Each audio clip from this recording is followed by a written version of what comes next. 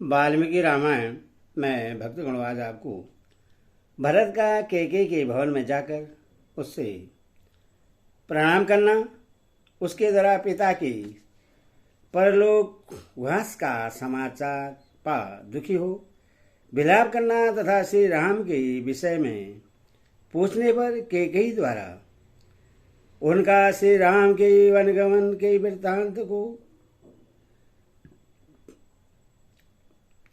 वृत्तांत से अवगत होना, यह कथा मैं आज आपको वाल्मीकि रामायण में कहूँगा। आप उसको ध्यान पर सुने और इस चैनल को लाइक एंड सब्सक्राइब जरूर करें। कथा सुनिए। तदंतर पिता के घर में पिता को न देखकर भरत माता का दर्शन करने के लिए अपनी माता के महल में गए। अपने परदेश गए हुए पुत्र को घर आया देख उस समय कैकेयी हर्ष से भर गई और अपने सुवर्णमय आसन को छोड़ उछल कर खड़ी हो गई। धर्मात्मा भरत ने अपने उस घर में प्रवेश करके देखा कि सारा घर श्रीहीन हो रहा है। फिर उन्हें माता की शुभ चरणों का स्पर्श किया। अपने यशस्वी पुत्र भरत को छाती से लगाकर कैकेयी ने उनका मस्तक सूंघा और उन्हें गोद में बैठाकर पूछना आरंभ किया, बेटा, तुम्हें अपने नाना के घर से चले आज कितनी रातें व्यतीत हो गई? तुम रथ के द्वारा बड़ी शीघ्रता के साथ आए हो। रात में तुम्हें अधिक थकावट तो नहीं हुई? तुम्हारे नाना सकुशल तो है ना? तुम्हारे मामा युधाजित तो कुशल से हैं? बेटा, जब तुम यहाँ से गए थे तब से लेकर अब तक सुख से रहे हो ना? ये सारी बातें मुझे बतलाओ। कैकेयी के इस प्रकार पीरिवाणी में पूछने पर दशरंदन कमलनयन भरत ने माता को सब बातें बताई। वह बोले, माँ, नाना के घर से चले मेरी यह 7वीं रात बीती है। मेरे नाना और मामा युधाजित भी कुशल से हैं। शत्रु को संताप देने वाले कैकेयी नरेश ने मुझे जो धन रत्न प्रदान किए हैं, उनके भार से मार्ग में सब वाहन थक गए थे। इसलिए मैं राजकीय संदेश लेकर गए हुए दूतों के जल्दी मचाने से यहाँ पहले ही चला आया हूँ। अच्छा माँ, अब मैं जो कुछ पूछता हूँ उससे तुम बताओ। यह तुम्हारी सैया सुवर्ण भूषित पलंग इस समय सुना है, इसका क्या कारण है? आज यहाँ महाराज उपस्थित क्यों नहीं है? ये महाराज के परिजन आज प्रश्न क्यों नहीं जान पड़ते हैं? महाराज पिताजी प्रायः माताजी के ही महल में ही रहा करते थे, किंतु आज मैं उन्हें यहाँ नहीं देख रहा हूँ। मैं उन्हीं का दर्शन करने की इच्छा से यहाँ आया हूँ। मैं पूछता हूँ, बताओ पिताजी कहाँ हैं? मैं उनके पैर पकड़ूंगा। अथवा बड़ी माता कौशल्या के घर में तो वे नहीं हैं। कैकेयी राज्य के लोभ से मोहित हो रही थी। वह राजा का वृत्तांत न जानने वाले भरत से उस घोर अप्रिय समाचार को पीरी सा समझती हुई इस प्रकार बताने लगी, बेटा, तुम्हारे पिता महाराज दशरथ बड़े महात्मा तेजस्वी यज्ञशील और सत्पुरुषों के आश्रयदाता थे। एक दिन समस्त प्राणियों की जो गति होती है उसी गति को वे भी प्राप्त हुए हैं। भरत धार्मिक कुल में उत्पन्न हुए थे और उनका हृदय शुद्ध था। माता की यह बात सुनकर वे पितृ शोक से अत्यंत पीड़ित हो सहसा पृथ्वी पर गिर पड़े और हाय मैं मारा गया, इस प्रकार अत्यंत दीन और दुखमय वचन कहकर रोने लगे। पराक्रमी महाबाहु भरत अपनी भुजाओं को बारंबार पृथ्वी पर पटक कर गिरने और लौटने लगे। उन महातेजस्वी राजकुमार की चेतना भ्रांत और व्याकुल हो गई। वे पिता की मृत्यु से दुखी और शोक से व्याकुलचित होकर विलाप करने लगे। हाय मेरे पिता जी की जो यह अत्यंत सुंदर शैया, पहले शरद काल की रात में चंद्रमा से सुशोभित होने वाले निर्मल आकाश की भांति शोभा पाती थी, वही यह आज नहीं बुद्धिमान महाराज से रहित होकर चंद्रमा से हीन आकाश और सूखे हुए समुद्र के समान श्रीहीन प्रतीत होती है।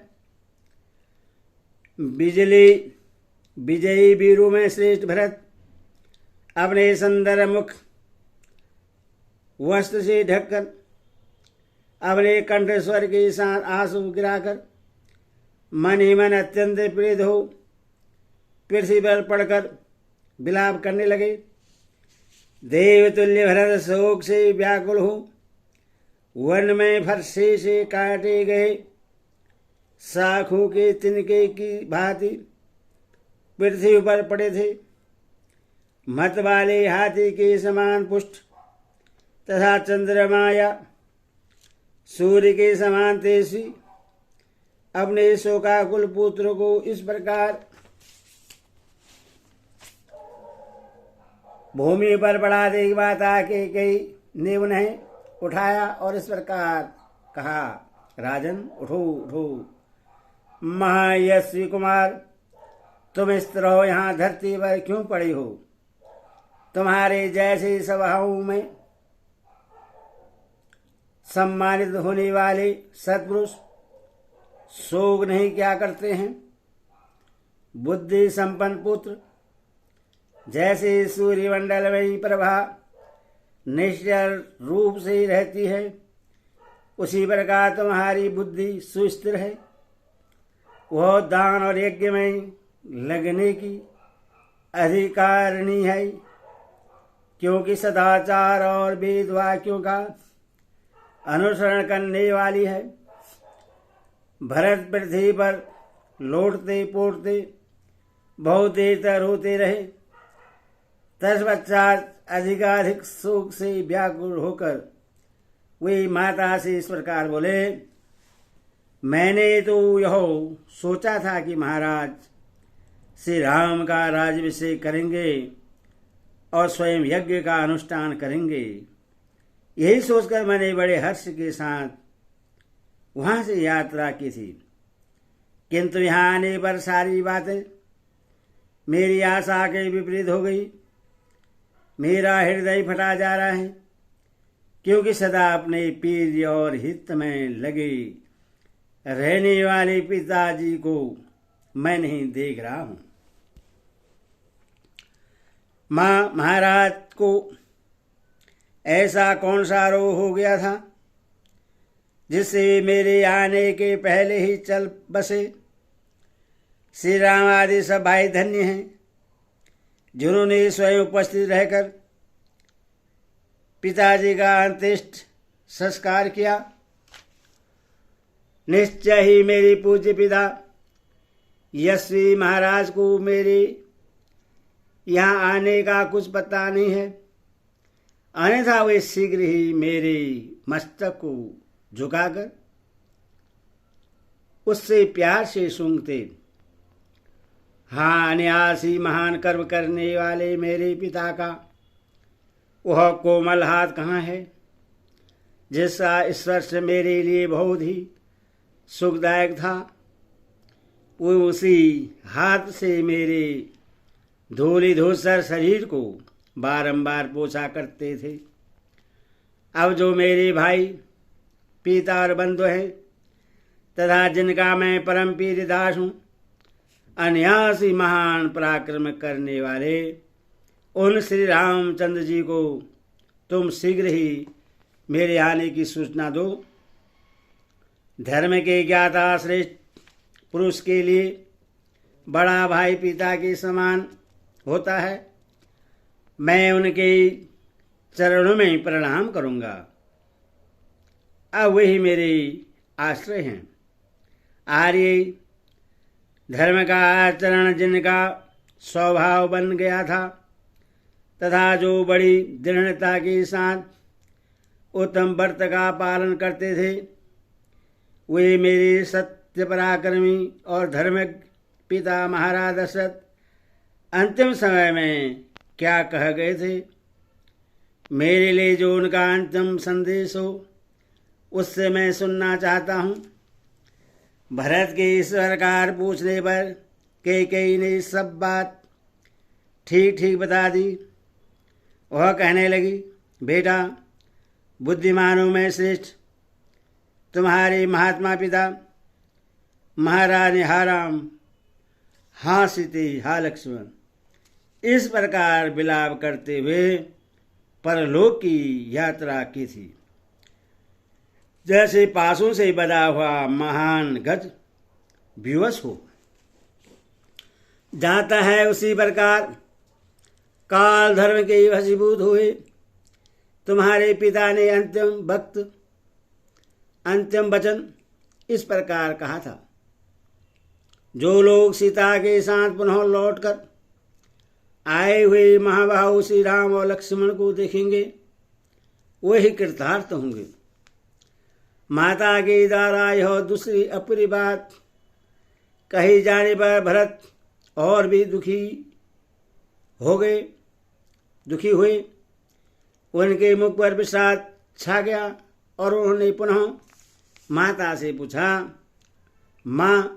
माता कौशल्या का आनंद बढ़ाने वाले धर्मात्मा श्री रामचंद्र जी इस अवसर पर भाई लक्ष्मण और सीता के साथ कहाँ चले गए हैं। इस प्रकार पूछने पर उनकी माता कैकेयी ने एक साथ ही प्रिय बुद्धि से वह अप्रिय संवाद यथोचित रीति से सूचना आरंभ किया। बेटा, राजकुमार श्री राम वलकल वस्त्र धारण करके सीता के साथ दंडक वन में चले गए हैं। लक्ष्मण ने भी उन्हीं का अनुसरण किया है। यह सुनकर भरत डर गए। उन्हें अपने भाई के चरित्र पर शंका हो आई। वे सोचने लगे, श्री राम कहीं धर्म से गिर तो नहीं गए। अपने वंश की महंता धर्मपरायणता का स्मरण करके वे कैकेयी से इस प्रकार पूछने लगे, माँ, श्री राम ने किसी कारणवश ब्राह्मण का धन तो नहीं हर लिया था? किसी निष्पाप धनी या दरिद्र की हत्या तो नहीं कर डाली थी?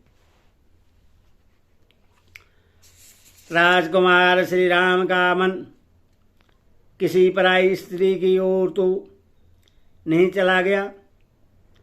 जिस अपराध के कारण भैया श्री राम को दंडकारण्य में जाने के लिए निर्वासित कर दिया गया है, तब चपल स्वभाव वाली भरत की माता कैकेयी ने उस विवेक शून्य चंचल नारी स्वभाव के कारण ही अपने करतूत को ठीक ठीक बताना आरंभ किया। महात्मा भरत के पूर्वक रूप से पूछने पर व्यर्थ ही अपने को बड़ी विदुषी मानने वाली कैकेयी ने बड़े हर्ष में भर कर कहा, बेटा, श्री राम ने किसी कारणवश किंचित मात्र भी ब्राह्मण के धन का अपहरण नहीं किया है, किसी निर्पराध धनी या दरिद्र की हत्या भी उन्होंने नहीं की है। श्री राम कभी किसी पराई स्त्री पर दृष्टि नहीं डालते हैं। बेटा, उनके वन में जाने का कारण इस प्रकार है। मैंने सुना था कि अयोध्या में श्री राम का राज्याभिषेक होने जा रहा है। तब मैंने तुम्हारे पिता से तुम्हारे लिए राज्य और श्री राम के लिए वनवास की प्रार्थना की। उन्होंने अपने सत्यवर्धक स्वभाव के अनुसार मेरी मांग पूरी की। श्री राम लक्ष्मण और सीता के साथ वन को भेज दिए गए। फिर अपने प्रिय पुत्र श्री राम को न देखकर वे महायशस्वी महाराज पुत्र शोक से पीड़ित हो परलोकवासी हो गए। धर्मज्ञ, अब तुम राजपद स्वीकार करो। तुम्हारे लिए ही मैंने इस प्रकार से यह सब कुछ किया है। बेटा, शोक और संताप न करो, धैर्य का आश्रय लो। अब यह नगर और निष्कंटक राज्य तुम्हारे ही अधीन है। अतः वत्स, अब विधि विधान के ज्ञाता वशिष्ठ आदि प्रमुख ब्राह्मणों के साथ तुम उदार हृदय वाले महाराज के अंत्येष्टि संस्कार करके इस पृथ्वी के राज्य पर अपना अभिषेक कराओ। इस प्रकार बाल विनिर्मित आषाढ़ रामायण आदि काव्य के अयोध्याकांड में भैतवा सर्ग पूरा हुआ। बोले श्री रामचंद्र की जय। बोले साचे दरबार।